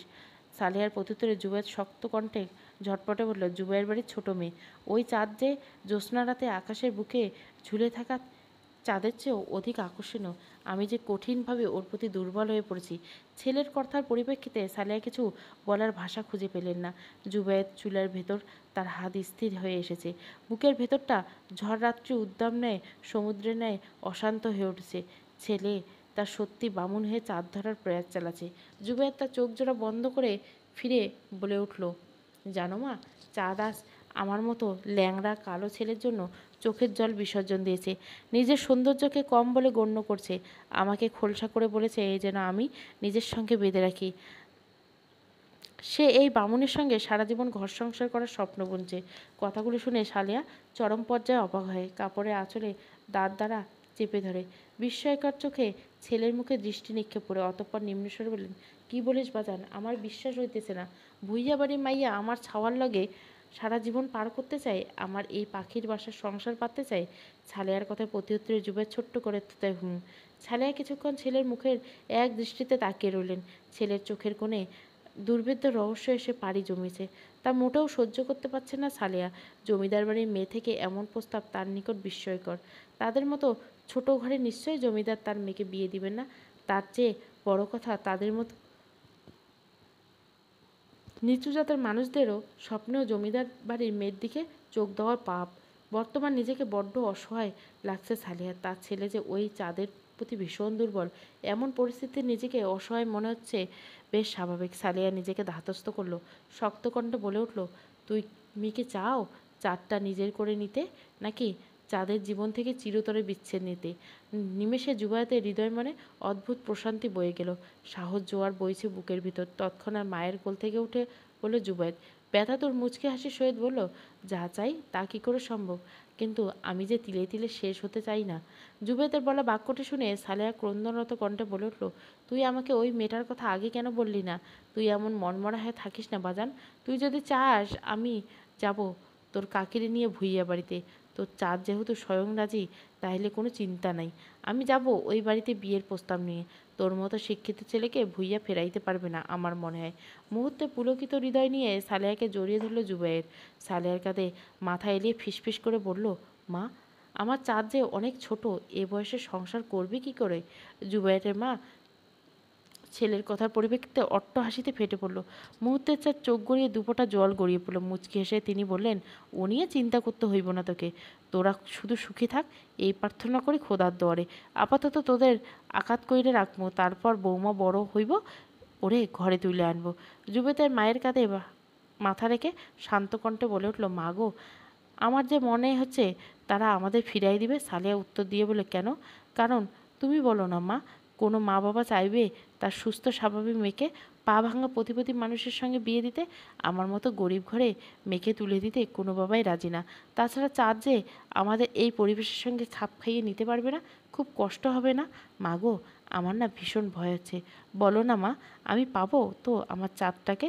কেন মা, সৃষ্টিকর্তা কেন বামুন হয়ে চাঁদ ধরার স্বপ্ন পুষে দিল আমার ভেতর? নিমেষে দীর্ঘশ্বাস ত্যাগ করলেন সালেহা। জুবায়েতের পিঠে হাত বুলিয়ে দিয়ে বলতে লাগলেন, অতঃপর কাঁপা কাঁপা গলায় উত্তর দিলেন, সৃষ্টিকর্তা যা করেন আমাদের মঙ্গলের জন্য করেন। তুই আল্লাহর উপরও ভরসা রাখ, কিচ্ছু হইব না। ভুইয়া বাড়ির হগলে অনেক ভালো মনের মানুষ, তারা নিশ্চয় বুইয়ের পরে একজন ছাত্রের চেহারা না দেখে যোগ্যতা আর চরিত্র দেখবেন। আর আমার ছাওয়াল যে যোগ্যতা এবং স্বচ্ছ চরিত্রের অধিকারী, তা আমার আর মুখ ফুটে বলা লাগবে না। রাত পেরিয়ে দিনের আলো আলোকিত হয়। মাথার উপর স্কুল ব্যাগ নিয়ে বাড়ির পথে পা চালিয়ে যাচ্ছে সোহাগী। স্কুল ছুট দিয়ে কিছুক্ষণ পূর্বে গরমে হাঁপিয়ে উঠছে সে। সূর্যের তীক্ষ্ণ কিরণ সোহাগীর গা উত্তপ্ত করে তুলছে। যার দরুন বড্ড দ্রুত পথে হাঁটছে। রাশেদ আর তামিম তার পিছু পিছু হাঁটছে, কিন্তু ইচ্ছে করে তাদের অবহেলা করে যাচ্ছে সোহাগী। আজও স্কুলে কথা বলেনি তাদের সাথে। সারাদিন বিষণ্ণ হয়ে বসে থাকে মেয়েটা। তার চোখ মুখও যে ফুলে গেছে তা বন্ধুদের চোখে আড়াল হয় না। তাই সোহাগী মন ভালো করতে কেন মেয়েটা উদাসীন হয়েছে তা জানতে তার পিছু নিয়েছে রফিক আর তামিম। কিরে সোহা, কথা কইতেছিস না কেন? আজ তোর কী হলো? রফিকের কথা শুনে একবার আর চোখে পিছু তাকালো সোহাগী। তামিম আর রফিক তার পিছু নিয়েছে। সোহাগী জবাব দেওয়ার পূর্বে তামিম বলে উঠল, এই ছেমরি, ঢং করতেছিস কেন? আমরা কি করছি? কালকে তোরে নিয়ে নদীর পাড়ে যাইনে দেখে রাগ করছিস? রাগিস না সোহা, চল আজকে নিয়ে যাই। তামিমের কথাগুলো সোহাগীর কর্ণকুহরে পৌঁছানো মাত্র ছুটে দৌড় দিল সোহাগী। দু হাত দিয়ে চোখের জল মুছতে মুছতে দৌড়ালো। দৌড়ে বাড়ি যাওয়ার পথে বলল, তোরা আমার পিছে আসবি না বললাম। আমি তোদের উপর রাগ করিনি, তোরা আমাকে বিরক্ত করবি না প্লিজ। সোহাগীর কথার পরিপ্রেক্ষিতে স্থির হয়ে দাঁড়িয়ে পড়ল রফিক আর তামিম। তারা দুজনে বাকরুদ্ধ। সোহাগীর এমন আচরণ মোটেও প্রত্যাশা করেনি। বাড়ির কাছে পৌঁছাতে সোহাগীর বুকের ভেতর ধক করে উঠল। তার বিন্দু পরিমাণ ইচ্ছে নেই এই বাড়িতে প্রবেশ করার, কিন্তু তাও বাধ্য হয়ে পড়ল। ভেতরে প্রবেশ করতে চমকে উঠল সোহাগী। তাদের পুরো বাড়ি জুড়ে পোলাও এবং মুরগি মাংস কষান ঘ্রাণে মোমো করছে। আজ কতদিন পর এ সুমিষ্টি ঘ্রাণে পরিচিত হলো। বিষয়টা মোটেও সুবিধাজনক লাগলো না তার। শুকনো ঢোক গিলল। অতঃপর কাঁধে ব্যাগ রেখে কলপাড়ের উদ্দেশ্যে রওনা দিল। মুহূর্তে হুট করে কোথা থেকে যেন আমিনা বেগম এসে উপস্থিত। সোহাগীর কাঁধে থেকে ব্যাগ কেড়ে নিয়ে বলো, যা তো শোনা, একবারে গোসল সাইডে আয়। সাবান মাইখে গোসল করবি কইলাম। শরীরের কি অবস্থা করছিস? একবার বেশি করে মুখ ডলবি কিন্তু। আমেনার কথার ভাবভঙ্গি অপরিচিত লাগছে সোহাগীর নিকট। কিছু বুঝতে পারছে না। নিজেকে স্বাভাবিক রেখে স্বল্প আওয়াজে সোহাগী বলল, কেন নানি? আমেনা খুশি মনে প্রতিউত্তর দিলেন, তোরে আজ নতুন শাড়ি দিয়ে সাজাই দিমু, এখন যা তো গোসল কইরা। অজানা আশঙ্কায় কেঁপে উঠল সোহাগীর কাঁপা কাঁপা গলায়। শাড়ি পরাবো কেন নানি? তোরে ভুইয়া বাড়ি থেকে দেখবার আইব আজ। আমিনার কথা শেষ হতে দীর্ঘশ্বাস ত্যাগ করলো সোহাগী। আজ তার সঙ্গে কি হতে চলেছে বিষয়টা ভালো করে অবগত হচ্ছে না। ভীষণ অস্থির লাগছে সোহাগীর। না, কোনোই তার বাবা তাকে বিয়ে দিবে না। বাবা তো কাল রাতে বলেছে তার মা হাজার চাপ প্রয়োগ করুক তবু তাকে বিয়ে দিবে না। দেখতে আসছে তো কি হয়েছে, তার তো অনেক দূর পড়তে হবে। বাবার স্বপ্ন পূরণ করতে হবে। বাবার কথাগুলো তার কানে প্রতিধ্বনি তুলতে লাগলো। সোহাগী কাঁপা কণ্ঠে আমেনাকে জিজ্ঞাসা করলো, আব্বা কোথায় নানি? চৌকির এক কোণে দু হাঁটুর মাঝে মুখ গুজে বসে আছে সোহাগী। টকটকে লাল রঙের শাড়ি পরে আছে পায়ের সামনে, আর পিঠ ভর্তি চুলগুলো অঝরে জল ছড়িয়ে পড়ছে। এতে কোনো ভ্রুক্ষেপ নেই সোহাগীর। সে আপন মনে ভাববিলাসী হয়ে আছে। অপূরব হাতের নকশা করা শাড়ি, তার টলমলে চোখের দৃষ্টি অগোচর। তাকে এই অসহায় অবস্থায় দেখে কোথায় গিয়েছে তার আব্বা? তখন আমিনা সোহাগীর প্রশ্নের উত্তর দেননি। বলেছে রাশেদ কোথায় গিয়েছে তা তিনি জানেন না। বাবার কথা মনে করতে বুক চিরে কান্না বেরিয়ে আসতে। তাকে ছেলের বাড়ি থেকে দেখতে আসবে, বিয়েটা একটা অপ্রাপ্ত বয়স্ক মেয়ের জন্য কতখানি যন্ত্রণার তা হয়তো বলে বোঝানো যাবে না। অজানা আতঙ্কে সোহাগীর বুকটা ভরে দিয়েছে। দরজা চাপানো মৃদু কর্ণপাত হতেই কেঁপে উঠল সোহাগী। কে এসেছে? চোখ তুলে সামনে থাকা মানবীর মুখশ্রীতে ফ্যালফ্যাল দৃষ্টিতে তাকালো। আমিনা এসেছে। অর্ধবয়স্ক মহিলার চোখে মুখে উপচে পড়া আনন্দের রেখা। আমিনা ধীর পদে চৌকির সামনে এসে দাঁড়ালো। কিরে মাইয়া, এখনো চুল মুছতেছেন? তাগেদা কর, মেজবাইন চইলে আইসে, আজ দেরি, ওঠ শাড়ি পইরা দেই। কথাগুলো শেষ করে চৌকির উপর থেকে শাড়ি তুলে এনে নিলেন আমিনা। শাড়িটা একেবারে ঠোঁট ছুঁইয়া আমিনা বলে উঠলেন, জানোস তোর মাইরে যেদিন তোর আব্বা বিয়া করলো এই দিন এই শাড়ি পরেছিল তোর মা। আজ তোরে এইটা পরায় সাজামু। ওর সেমরি। সোহাগী ছলো ছলো নয়নে আমিনার মুখের দিকে তাকালো। তার মোটেও শাড়ি পরতে ইচ্ছা করছে না। দম বন্ধ হয়ে আসছে। আকস্মিক একরাশ সাহস জয় বলে উঠল সোহাগীর অন্তরাল। আকস্মিক তেজি গলা বলে উঠল, আমি শাড়ি পরবো না নানি, আমি কোথাও যাব না। আমি বিয়ে পড়তে চাই না, আমি বিয়ে করতে চাই না। চুপ, একদম চুপ। আমিনা তীক্ষ্ণ দৃষ্টিতে তাকালেন। ঠোঁট আঙ্গুল রেখে ধমকের স্বরে বললেন, তুই চাইস না তোর মাই কষ্ট পাক? কত কষ্ট সহ্য করে সোহানা তোরে মানুষ করলো, আর তুই এই প্রতিদান দিছিস? বিয়ে হয়েছে, বিয়ে দিতে তো হইব। এখন তোর খারাপ লাগবে মানছে, কিন্তু বিয়ের পর হইব তার স্বামীর সোহাগে সব ভুইলা যাবি। তখন কবি তোর নানি ঠিক ছিল। মাইগো, জীবন হইল রংধনুর মতো। স্বামী সন্তান তোকে সবচাইতে বড় ধর্ম। এগুলো পালন করতে করতে কবরে যাইতে হবে, বুঝছিস? পড়ালেখা করে লাভ নাই। হাজার পড়ালেখাটা করলে তোরে উনান জ্বালাতে হইব, বরের কাছে বন্দি থাকতে হইব। আহত সোহাগীর দৃষ্টি আমেনার দিকে তাকিয়ে কাঁপা কাঁপা গলায় বলে উঠল, নানি, আমি তো কালকে রাতে কথা দিয়েছি যে কোনো ছেলে বন্ধুদের সাথে মিশবো না, ছেলেদের সঙ্গে কথা বলবো না। তাহলে কেন নানি, কেন আমায় বিয়ে দিতে চাইছো? আমি অনেক দূর অবধি পড়তে চাই। আমিনা আর কথা বাড়ালো না। অনুমতি ব্যতীত সোহাগীকে কি তৈরি করতে ব্যস্ত হয়ে পড়ল। সর্বপ্রথম সোহাগীর চুল আঁচড়াতে শুরু করলো। সোহাগী কিছু বলল না, ঠোঁট কামড়ে ধরে নিজেকে স্থির রাখতে চেষ্টা করল। আমিনা নিজের কর্মে ব্যস্ত হয়ে পড়লেন। হঠাৎ মুচকে এসে সোহাগীকে বলে উঠলেন, এমন মুখ করে থাকিস না সোয়া, ভুইয়া বাড়ির তোর বিয়া হইব, ওখানকার মানুষ মেলা ভালো, তারা তোরে পড়তে দিব। রাশেদের তৈরি কৃত শক্ত কাঠের চেয়ারে বসে আছে আমিনুর। লোকটার চোখে মুখে গম্ভীর দিয়ে ভরপুর। বয়স তার বছর 35, কিন্তু তাকে দেখলে বোঝা মুশকিল। লোকে বলবে যৌবনকালের শেষ প্রান্তে পা রেখেছে আমিনুর। রাশেদদের ঘরে প্রবেশ করার পর থেকেই ঘেমে একাকার। সোহাগীর ছোট ভাইটা লোকটাকে হাত পাখা নাড়িয়ে বাতাস করে আরাম দিচ্ছে, কিন্তু আমিনুর অস্থির হয়ে বারংবার দৃষ্টিপাত করছে ঘড়ির দিকে। তার চোখে মুখে বিষণ্ণতা ছাপ। আমিনুরের পাশে বসে রয়েছে তার মা আসমা ভুইয়া। তারা মা ছেলে দুজনের সোহাগীকে দেখতে এসেছে। সঙ্গে করে নিয়ে এসেছে একজন ড্রাইভার। এসে চৌরাস্তায় গাড়ির ভিতর ঝিমোচ্ছে। আসমাকে হাত দ্বারা পাখা দ্বারা বাতাস করছেন সোহানা। তার চোখে মুখে পলকের রেখা স্পষ্ট। আজ মেয়ের একটা ব্যবস্থা করতে পারলে হতো। আম্মা কোথায়? আমার ইম্পর্টেন্ট কাজ আছে, একটু জলদি আনতে বলো। আমিনুরের কথা শুনে সোহানার হাসির রেখা মলিন হয়ে এলো। জয়তা মার্কা কণ্ঠে বলল, তো এই তো আব্বা এক্ষুনি আইসে পড়বে, ওনারই ওনে আনতে গেছে, তুমি একটু বসো। আসমা ছেলের দিকে তাকিয়ে তীক্ষ্ণ কণ্ঠে বলল, ও আমিনুল, এত উত্তেজিত হচ্ছ কেন? শান্ত হয়ে বসলো আমিনুল। সোহাগীকে এখনও আসতে না দেখে সোহানার ভেতরে আগুন জ্বলতে শুরু করছে। নিশ্চয় জেদ ধরে বসেছে সোহাগী। আজ একবার অতিথি বিধায়ক সোহাগীর খবর করেই ছাড়বেন। সোহাগীকে চুলের মুঠি ধরে টেনে আনার জন্য অগ্রসর হচ্ছে সোহানা। মুহূর্তে আমিনার সঙ্গে ঘরের ভিতরে প্রবেশ করে সোহাগী। আমিনা সোহাগীর বাহু ধরে আসমার সামনে দাঁড় করালো। সোহাগীর দিকে দৃষ্টিপাত ফেললো আমিনুর। ইয়া বড় একটা ঘোমটা দ্বারা মুখ ঢেকে রেখেছে মেয়েটা। সোহাগীর মুখ না দেখতে পেরে বিরক্ত হলো আমিনুর। স্থির মস্তিষ্ক ভালোভাবে পরখ করলো। সোহাগীর দেহের গড়ন মোটেও পছন্দ হলো না তার। অতিরিক্ত স্বাস্থ্যবান মেয়ে। আসমা সোহাগীকে লক্ষ্য করে উঠে দাঁড়ালো। আস্তে করে সোহাগীর ঘোমটা তুলে দেন। অতঃপর সোহাগীকে পেছনে ঘুরিয়ে আমিনুরের মুখোমুখি দাঁড় করায় শক্ত গলায় বলেন, দেখো বাবা, কেমন লাগে, চলবে তো? আমিনুর সোহাগীর মুখের দিকে তাকাতে হতবাক হয়ে গেল। মোটা মেয়েও এত সুন্দরী হয় বুঝি? সোহাগীর চোখ জোড়া হরিণের চোখের ন্যায় সাগর মায়ের ভরপুর। লম্বা সরু নাক, অল্প লাল রঙের পাতলা চিকন ঠোঁট। আমিনুর সবচেয়ে বড় ধাক্কা খেল সোহাগীর ভুরু জোড়া লক্ষ্য করে। জোড়া ভুরু খুবই চিকন, যার দরুন মেয়েটা অপরূপ সৌন্দর্যের অধিকারী বলা চলে। কী হলো বাবা, পছন্দ হয়েছে? আমিনুর কথায় আমিনুরের ধ্যাল ভাঙল। তৎক্ষণাৎ সোহাগীর মুখশ্রী হতে দৃষ্টি সরিয়ে নিল। শুকনো ঢোক চেপে নিজেকে সংযত রেখে বলল, জি আম্মা, বাকিটা তোমার হাতে, তোমার পছন্দই আমার পছন্দ। সামান্য অবস্থানরত ব্যক্তির গম্ভীর কণ্ঠ পেয়ে কেঁপে উঠল সোহাগী। লোকটার উত্তর শুনে সোহাগীর হাত পা অসাড় হয়ে এলো নিমেষে। মাথা তুলে লোকটার দিকে দৃষ্টি নিক্ষেপ করার মতো সাহস জুটিয়ে নি তার হৃদয়ে। আমিনুরের কথা শুনে আনন্দে উৎসারিত হয়ে গিয়েছেন আমিনা এবং সোহানা। খুশিতে দাঁত বের করে নীরবে হেসে চলছেন। অপরদিকে একই অবস্থা আসমার।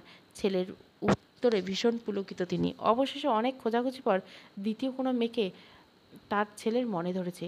ঠোঁটের কোণে লম্বা ঘাসের রেখা ঝুলিয়ে আসমা খুঁটিয়ে খুঁটিয়ে সোহাগীকে দেখতে লাগলেন।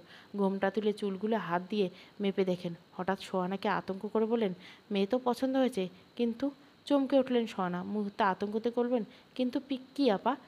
সোহানার প্রশ্নের জবাবে আসমা তুচ্ছ তাচ্ছিল্য স্বরে বললেন, কিন্তু মেয়ে যে অতিরিক্ত মোটা আর খাটো, আর চুলগুলো অনেক গুচ্ছ আছে, কিন্তু পিঠ পছন্দ কেন?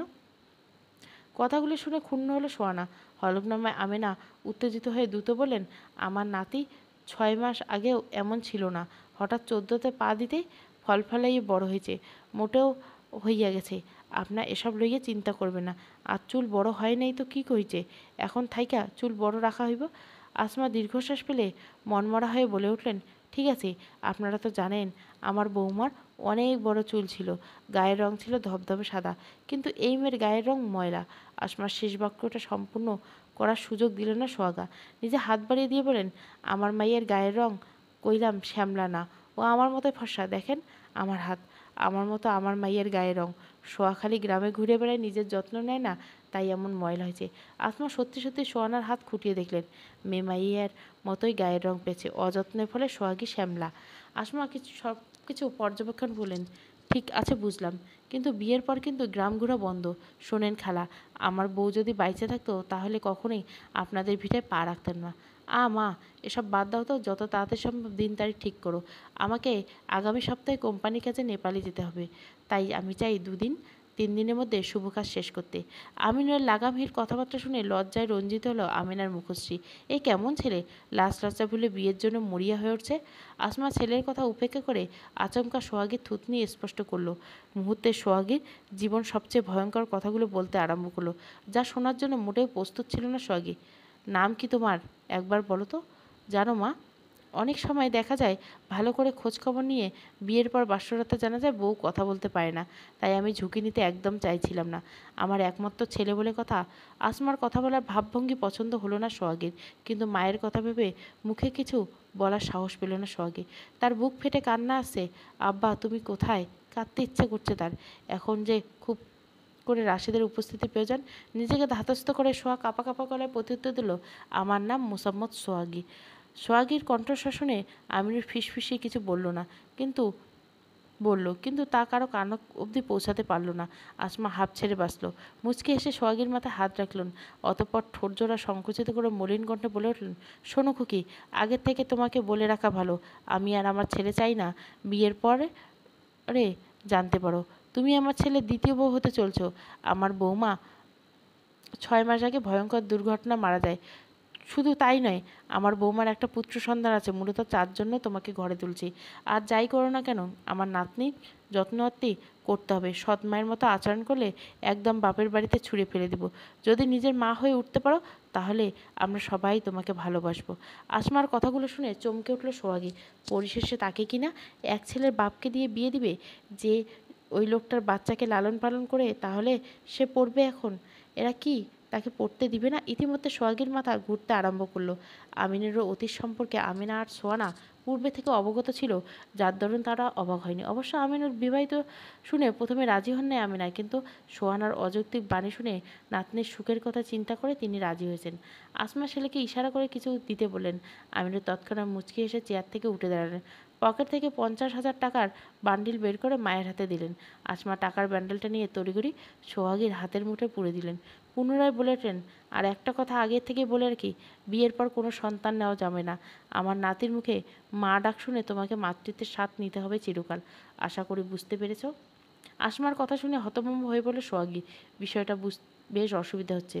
আসমার এত বড় মারাত্মক কথার সারমর্ম বুঝতে ব্যর্থ হলো সোহাগী। তার দম বন্ধ হয়ে এসছে। এখন থেকে এই মানুষগুলোর সামনে থেকে সরে যেতে বড্ড ইচ্ছে করছে তার। অন্যদিকে আমিনুল মায়ের কথা সম্মতি জানিয়ে ভদ্র ছেলের মতো মাথা নিচু করে দাঁড়িয়েছে। আসমার কথাগুলো প্রাধান্য দেওয়ার প্রয়োজন বোধ করেনি সোয়ানা। তিনি লোভনীয় দৃষ্টিতে সোহাগীর অবস্থানত টাকাগুলোর উপর তাকিয়ে রাখছেন। কিন্তু আসমার বলা বাক্যগুলি মোটেও পছন্দ হলো না আমিনার। তার নাতি কোনোদিন নিজ গর্ভে সন্তানের মা ডাক শুনতে পাবে না।